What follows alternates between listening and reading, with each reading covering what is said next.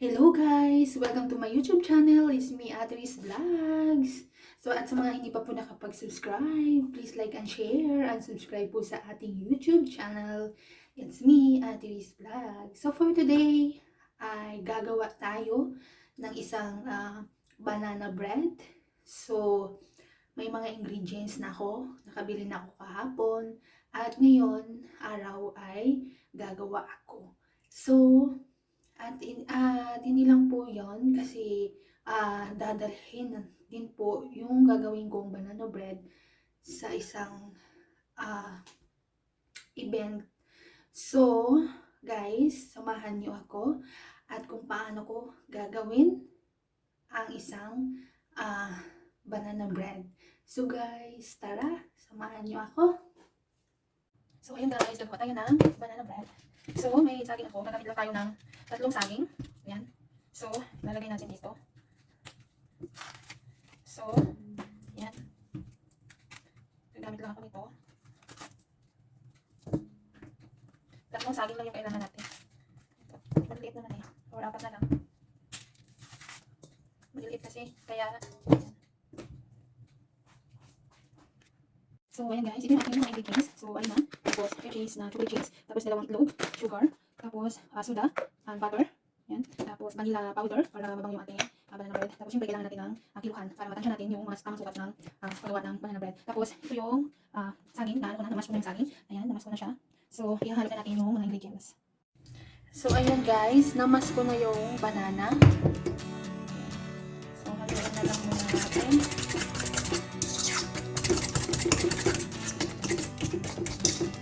Hindi ko na siya ginamitan ng mixer kasi napaka-hinog na po yung banana.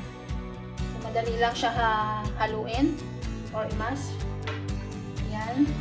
And then,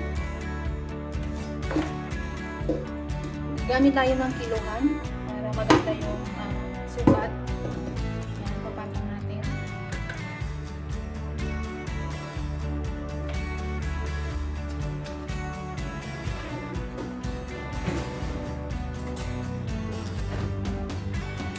So, hindi ko na siya i-melt yung butter. Pupusa na rin niya na So, kailangan natin ng 76 grams na butter.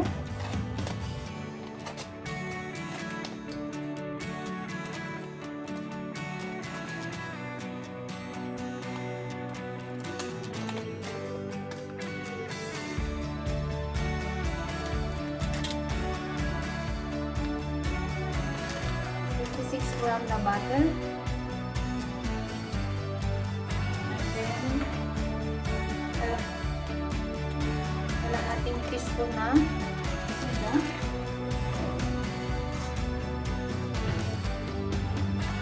Kalahating teaspoon lang soda. And then, pinch na salt.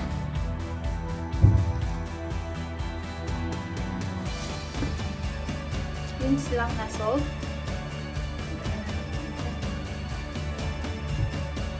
And then, sugar.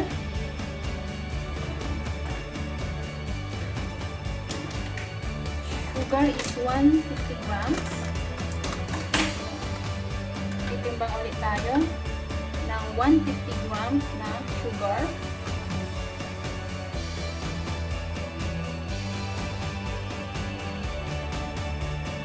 And then, egg. So, maliliit itong egg. Ang kailangan lang is 1 egg. So, maliliit siya. So, dalawa na natin.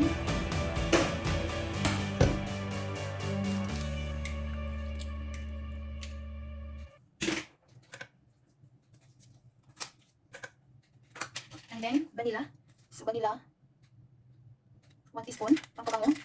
Kailangan natin ng 1 teaspoon. Ayan. So, dinagdagan ko lang konti. And then, 205 na flour. So, titimbang ulit tayo. 205 na flour. And this flour. 205.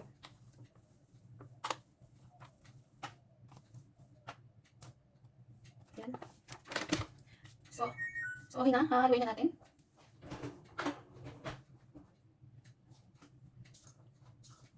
So, dahan-dahan lang yung paghalo.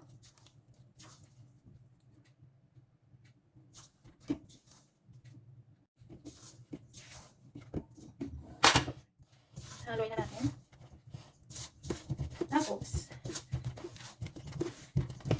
lalagyan natin dito mamaya ng chocolate chips para mas masarap.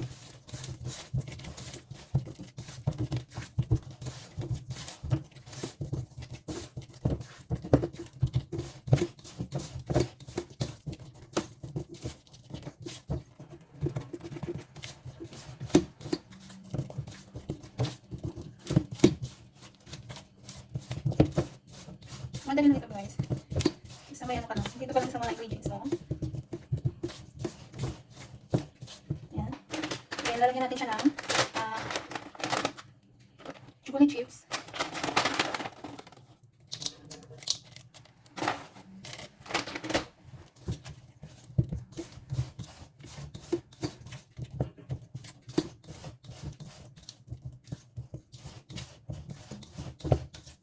So ayan guys. Okay na. Lalagay na natin sa pan. So, dito natin ilalagay.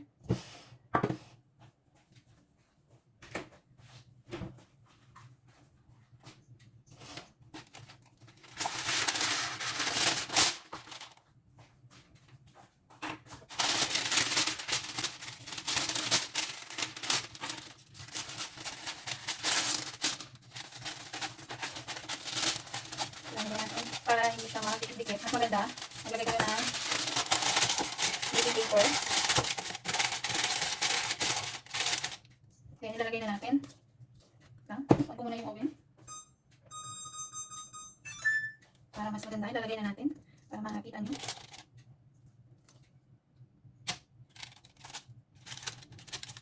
Yan, dikit. Lang. Okay, ano muna natin? Yusin muna natin. Sumasama siya.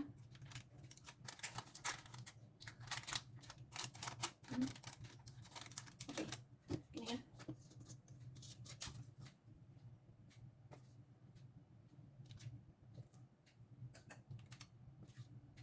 Okay.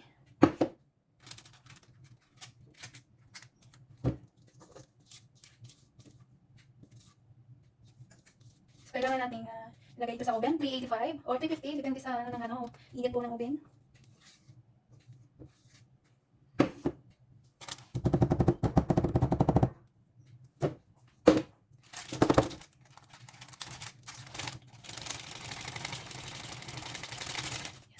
Shake natin.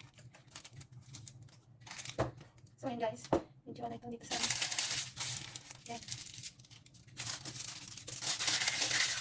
Punasan muna natin ang konti. So, ayan guys. Lalagay na natin ito sa oven. So, tingnan natin, antayin natin mamaya ang resulta nito. Lagay muna natin sa oven.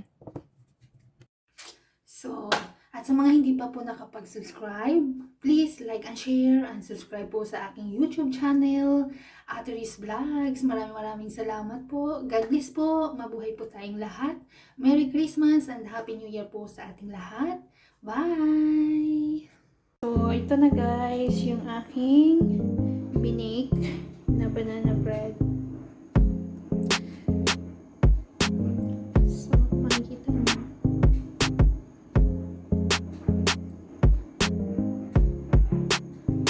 Ayan. Masarap sa kape. Pero, ilalagay natin ito sa tamang lagayan. Kasi, dadalhin ito doon sa request ito.